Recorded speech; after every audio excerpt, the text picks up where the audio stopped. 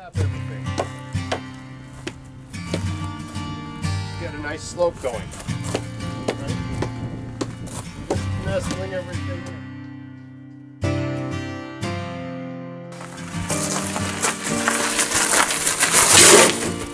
Hey, I'm stacking some wood. I'm stacking a wood pyramid. I've had lots of questions about how I stack my wood, and I thought I'd just walk you through my process of doing the wood pyramid. So come have a watch. Yeah, so it's the wrong time of year to be stacking wood and buying wood and so on, but you know, sometimes things don't go away. Sometimes things don't go as planned. You should buy your wood if you have to buy it in the spring and stack it and let it dry over the summer, or even better yet, you should buy it a year or two in advance and let it stand, you know, regardless of how dry the person you bought it from says it is, chances are it's not quite that dry. You should really you should stack next year's wood this year, would be my general advice. Now I've got some of that here, right? So this pile is last year's wood, and this is the best wood I've got. It's about 2 cords of wood, and that's for the dead of winter. That's what I'm going to be using when I need the best wood I've got. There's a real advantage to be had in aging your wood for at least a year, maybe even 2. It burns so much hotter, it burns so much better, you get so much more heat value out of it if you let it sit a while. So this is how I'm going to stack all my wood. Right here, this is this pile of wood here is 2 cords of wood. Okay, what's a cord of wood? That's basically, if you stack wood, stack a bunch of wood 8 feet long by 4 feet high by 4 feet wide, and wrap a cord around it. 1 cord that wraps around that dimension is a cord. Generally speaking, I'm sure there's more sophisticated ways of conveying that, but that's where that came from, right? Back in the old days and everybody was illiterate, if the string went around it, it was a cord. So that's 2 cords right there. And what is this? This is, here, I'll take you over here, give you a sense of, take 4 pallets, right? Most pallets are about 4 feet by 4 feet, so this is an area 8 feet by 8 feet. You can get pallets for free if you go skulking around behind malls. Usually there's pallets near the dumpsters, and if they're not too mean to let you take them, I used to have a pickup truck, so I gathered these then. And you know, pallets, they throw them on the ground like this, they'll probably last about 5 years, and then you need to rent a truck and go get some more.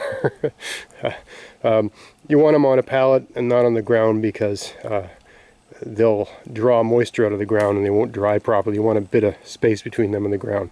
This technique that I use here is very similar to, I can't remember the name of it, but it's a method used in the Scandinavian countries where they use a circle. I've tried stacking this in a circle on the ground, and because it's so moist and so wet, and in the winter we've got, you know, it can get very cold here, but it can also dramatically, because we're near the ocean, thaw out and so on. So the ground tends to freeze and thaw here. And I have found that doing it in a circle just on the ground, they're unstable and sometimes they cave in. It's not because of how I stacked them. I know there's going to be people who say, oh, you just need to stack it this way or that.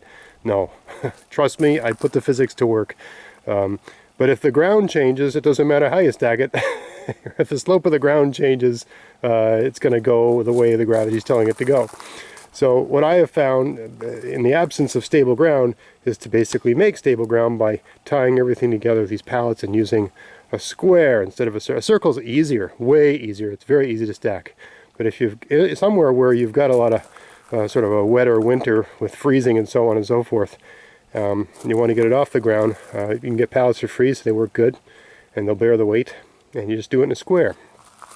And all you do is, you can see here, let's see if I can get up a bit higher, but you make a perimeter, right? You stack the wood all the way around the perimeter. See how the perimeter is stacked? I'm going to show you examples of this further on in the video. This is just the beginning part.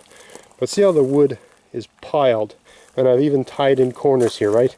Crisscrossing, you know, you pick out really good pieces of wood and make nice solid corners. But yeah, you stack the wood in the perimeter, but the center you just throw it in the middle. So, you know, more than half the wood that's being stacked really isn't being stacked with this method. It's just being thrown in the middle, right? The outside is stacked, and then the middle is just thrown in. And it's great if you've got odd shaped pieces and, you know, not perfect, you know, rectangular pieces that stack well. It solves that problem. It goes a lot faster because you're just throwing it in the middle, And you can see the finished product here, right, as you go. Let me do this from the side-on view. As you go up, once you get about, I don't know, knee-high or waist-high, every tier, right, every layer, it's like a tier, a strata, if you want to use that term, you step it in about an inch, right? So you start moving the whole tier in about an inch. So it gradually gets a sort of slope. And then once it gets to a height where if you reach, I'll show you what I mean as we go along here. I'm going to do this whole video stacking this, but once you get to a height where, for your height, you're tall enough to, you know, if you're leaning against it, you can reach the middle of the center. Right? That's as high as you want to go, right? The height should be what you can reach to stack. So I can go about here. So this is about, 6 feet high, 6'6", 6.5 feet high at the top here, because that's where I can reach. Right? So you stop. Once you get to, you know, as you're going up and you start, once it's about knee high, you start stepping in as you go. And then once you're standing next to it and you realize that, you know, if it goes much higher, you're not going to be able to reach the center. That's when you start really sloping the shape.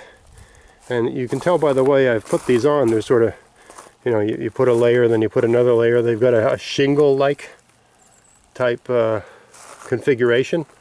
And the reason you do that is to shed rain. I mean, to get even better rain shedding, you should put a tarp over the top, of course. But there's reasons not to do that, because if this thing heats up, the air can get out, right? With a tarp over the top, the air might not get out. But anyway, generally speaking, I found if you've got a nice 12 by 12 tarp and you put that over the top, you do get better results. Anyway, that's where we're trying to go, right? That's the way it should look when you're done. A nice pyramid type shape, right? The more pyramid shaped it is, the better it shed rain, but of course the less wood you're able to stack. So I kind of do a gentle slope until I get to a point where I know I got to start sloping gradually, you know, more steeply to get to the center, or I'm not going to be able to reach the top. And then I start sloping more aggressively. But generally speaking, you can see there's sort of a dome shape on top, and it lends itself to putting a tarp over top and shedding rain and so on. So that's what I'm aiming to do. I've got a lot of wood to stack, and I got some started here, and of course I've got a blank slate here, so I can show you the various stages of that. So stay tuned and let's put this together. Good exercise. Alright, so here we are. I've started doing this one. This is the third one in the row. I wanted to just set the camera up with a tripod and film this, you know, sped up and so on and so forth, but this is the day I have to do it, or I have time today to work on it. I might not finish today, and it's overcast and raining a bit, and I can't have my camera out in that, so I'll just do this in little shots, I guess, so apologies for that. But this is the next stage. So you bring your wheelbarrow and you dump a pile in the middle, and you search for pieces that look like they'll sort of are nice and long, that'll stack well, and you establish the perimeter, right? So all I do is I just dump a bunch of wood in the middle here. I get a little ramp so I can get into the middle, and then I just, you know, the pieces that sort of fall towards the edges, those are the ones I use to establish the sides, like that, right? And of course for the corners you want nice square pieces that aren't going to tip, and, you know, pieces are going to stay in place. And if you have to, you use a piece of bark or something, like, or a little stick to wedge it in to get it nice and sound. You want the corners nice and sound. But the reason this technique works is that every layer, after it's about knee high, is moved in a tiny bit, right? So think about this tier right here. I mean, you have to eyeball this stuff, but the next tier would be stepped. Once it's about knee high, you'd step the next tier in about an inch, like that, right? And you keep doing that as you go up. And what that creates, the effect that creates, is that the whole, if you look at this one here, the whole thing's tipping in towards the center. So it's you prevent it from tipping or falling down or whatever by, you know, you can just do this by eyeballing, but you're basically tipping the whole thing on every side is tipping towards the center. So it can't fall down, because the only way it can fall is into the middle. So it holds itself up. And then in the winter, as you're removing wood from it, especially if you live somewhere cold like I do, these sides sort of freeze together and almost create like a shell.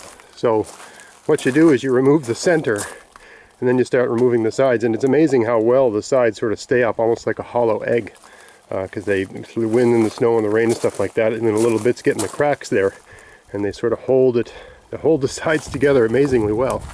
In fact, you usually have to use a block of wood to sort of bang them to loosen them up a bit, get them to come loose. That's the approach. I gotta shut the camera off here, it's getting soaked. Stay tuned. Alright, so I dumped about 3 or 4 wheelbarrow fulls in the middle here from where I was the last shot, and now I'm just going to show how I sort of, it's pretty obvious, but sometimes it just helps to have a little observing of the process. So now, at least at this height, I mean, you change things as you go depending on the height of things and what's possible. When the pile's low, you can just dump things into the middle with the wheelbarrow, and when it gets high, you have to throw things on top. So anyway, I've thrown a bunch here. Now all you do is you just, take pieces that look like they're going to fit and put them on the side. The great thing about this technique of stacking is that odd-looking pieces, stuff like this, that's a bit rotten, it'll still burn once it's dry. Weird stuff like this, which wouldn't normally stack, you can just throw them in the middle, right? And they just take care of themselves. So, this is a bit short for the size. You want longer pieces for the side. See how this one's longer than this one? You want longer pieces for the side because they're more stable. So you can throw the short ones in the middle in a weird shape. And this is a hard one to stack. For anyone that's stacked wood, it's not going to stack well because it's round, right? So you can throw that in the middle. So anything that doesn't play well, you just throw it in the middle. And you use all the good stuff. That's a bit short, right? And everything else just goes in the middle. So it's very easy. At this stage, you're just sticking stuff and trying to keep things level to the best of your ability, and just proceeding right like that. So it goes quickly. Of course, it goes a lot quicker if you got a couple young fellas to help you with good attitude and a strong back. Best kind of young fellow there is. My little guy's a bit young for that, but I give it a year or two and put him to work, and I'll probably just be getting to the age where I need the help anyway. I'm 46 now, and certainly this sort of work takes it out of me. That's another good point. You should work at a pace that you can maintain. Whatever age you are, you're going to have to reevaluate that as life goes on. But every 10 years you have to. At least I have found, as a person who tries to stay physically active, I'm not a trades person. I have an office job, but I used to be, and I tend to want to go at things hard the way I used to do when I was younger. And I can't maintain that pace anymore. I'm in fairly good shape, but I just can't maintain a super hard, fast pace like I could in my 20s. So you got to pick a pace that you can maintain, right? You don't max out on things. You just chip away and work away, and if your back starts to get a bit stiff or sore, go do something else. So today it's overcast and a bit rainy, but when this starts getting on my nerves, or I start getting bored with it, I can kind of do it the way I want. I'm not doing this at the end of a whip sort of thing. So I'll just go do something else for a little while and give my back a little break, and just chip away at it. We'll see where I get today. That one's wrong shape. Alright, so that's about all I can do with that side.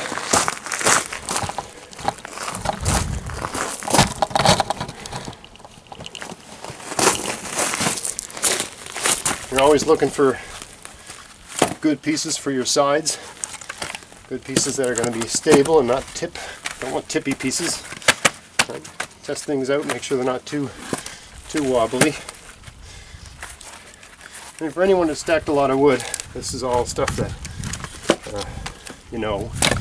but very few people I have found stack wood this way. And yeah, you can build a crib. I'm sure lots of people are going to comment, I just build a crib and so on, and yeah, you can do that, but that takes time and money and so on and so forth, and eventually the crib's going to rot and fall apart anyway. I just find using some old pallets It's just cheap and effective.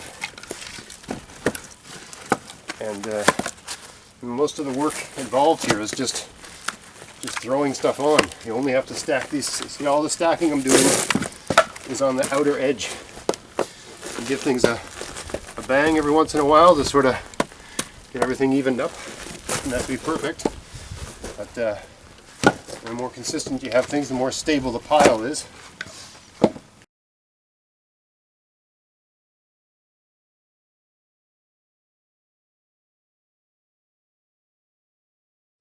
Now, the main reason I'm doing this video is because people ask me to do it.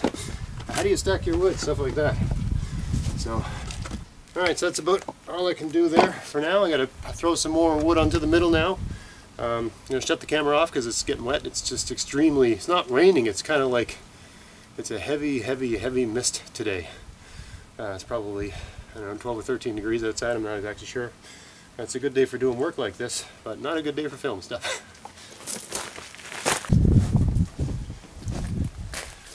Another thing I neglected to mention, as you go, you want to have your, your piles wide enough that you can get a wheelbarrow for. I made it a little bit tight. I can just barely get a wheelbarrow through here. So that's useful. As it gets higher, you can't just dump stuff in the middle. You have to sort of throw things on from the side and so on. So as that's happening, you sort of want to just use a block of wood like this and just mend it. Try to get everything. I mean, you don't have to be obsessive compulsive about it, but you want to sort of get things even. I mean, I have to do this or I can't get the wheelbarrow down the middle, but also it just helps, almost like you can pound it on the top too. It just sort of helps nestle everything together, almost like bricklaying. Right? Just give it a bang. It just helps get everything a little bit tighter. Help it hold itself together and shed rain a little bit better and all that sort of stuff. Right, nice consistent side. You just work your way around as you go. It also gives you a nice break from stacking wood. Right, you don't need any special tools, just any old log will do. Right, you're just shoring things up and making sure it's nice and tight.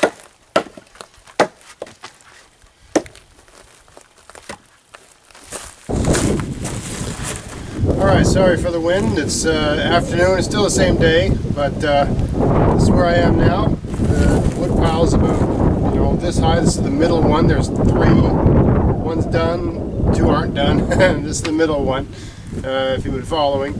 So this is the stage where, I don't know what height this is. This is about, close to chest height. But, this is all based on your dimensions and how high you can reach, right? Unless you want to use a ladder or something. I'm 6'4", and for me, around chest height, that's the stage where you start thinking about guiding, stacking in such a way that the peak is going to be where you can reach from the side. Right? There's only so high you can go and reach the peak. So that's where I am right now. At this height, this is about as high as I can go, but reach the center of my reach. If you're shorter, you can go shorter. If you're higher, you can go higher. And if you got some sort of bench or something like that, of course, the sky's the limit. At the same time, the more you add to this, the more unstable it becomes. So you got to bear all that in mind. I've found that 4 pallets, which is about, 8 feet by 8 feet, right, is about right. It seems to be a very stable way to stack it. Since I've started doing it this way, I've not had it tip over ever. The circle way works great, but if you're using 4 pallets, if you put a circle on 4 pallets, you're wasting space. You're not getting efficiency, right? So the circle's efficient, but if you're not using the full space, of course, you're sacrificing efficiency. So it's a sort of balance thing. It's a circle, dome is the most efficient geometric shape, of course, but if you've got a base that's a square, then you're wasting space if you don't use the full square. So that's why I've adapted this pyramid method. And it's really not that difficult at all. So once you get to this stage, you got to start thinking about how much, you You got to start angling it and stacking the wood with a mind so that this point here is the top, right? So that's where I am right now. Alright, so that's the original one that was stacked when I began. And this is where I am today. I got this one up. And the one I was showing you the beginning stages is still, you know, needing to be finished, but you know, you got to pace yourself. So I got this one done today. And you can see how the top is sort of shingled. You put the logs on in a manner that will shed rain to the best of your ability. I mean, you're not going to be obsessive about it, but try to lay them on in a way that sort of looks, well, it looks shingle-like, right? They're like they're layered. Sorry for this wind here. It's just the wind always picks up in the afternoon. I started this around 9 o'clock this morning, and it's 2 o'clock in the afternoon, and this is where I am. I take a couple breaks because of the rain and because of, you know, the typical sort of back pain that accompanies being in your mid-40s. But and I'd be lying if I said that whiskey didn't play a role in this after 12 p.m. One final thing you got to do once you get it all, you know, laid up is you go around with a log and just tap everything. Get a nice slope going, right? You're just nestling everything in, so there's no surprises when you know, winter arrives and the big winds and the rains and all that sort of stuff arises. Just adding a little stress. If you do this, it's far less likely to tip. That's the thing, right?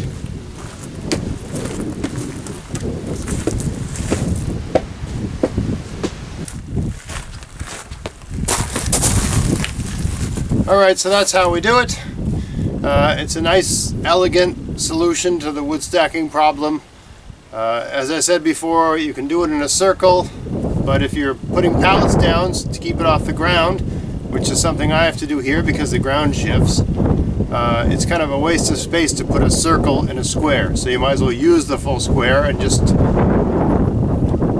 gently coax it up into something resembling a pyramid. It doesn't have to be exactly, and it's not a pyramid. It's something like a pyramid, right? But it's gently sloping towards the top with this nice sort of shingled layering near the top, falling into the center so it can't fall down front, back, left, right. It's all falling in towards the center, and you just do it by eyeball, and it's fairly robust and forgiving. You don't have to be a perfectionist to pull this off. And as long as you go around and sort of bang the sides like I showed you and bang it down and do that sort of stuff periodically, it just helps nestle it all in. And I've never had one of these fall down. And it's very quick to put up. If you got a couple friends to give you a hand, it goes up really fast. So I hope you found that interesting and it gave you some pointers if you're looking to change your game when it comes to stacking wood and you're finding this a bit of a chore. For me, I've been doing this for quite some time. I find this the easiest way without building a crib. I mean, a crib can make things a lot easier, but that takes time to build the crib and it takes resources and so on and so forth. If you just got 4 pallets you can throw on the ground, this is the easiest way to stack wood and get it up. And it's also, it's sort of like a chimney-like shape, so it generates its own heat and tends to dry itself out fairly well. It sheds rain fairly well. If you put a tarp on top of that, it sheds rain even better, of course. And it's sort of almost asking for a tarp to put on top because of that dome shape. So, wow, sounds like there's a hurricane. That's just a weird geography here. But anyway, I hope you found that interesting. And if you did, please like, share, subscribe. Check out my podcast, maritimegardening.com. Even though this isn't gardening. Until next time, get out there, get at it, have fun in your garden, and stacking your wood. Thanks for watching.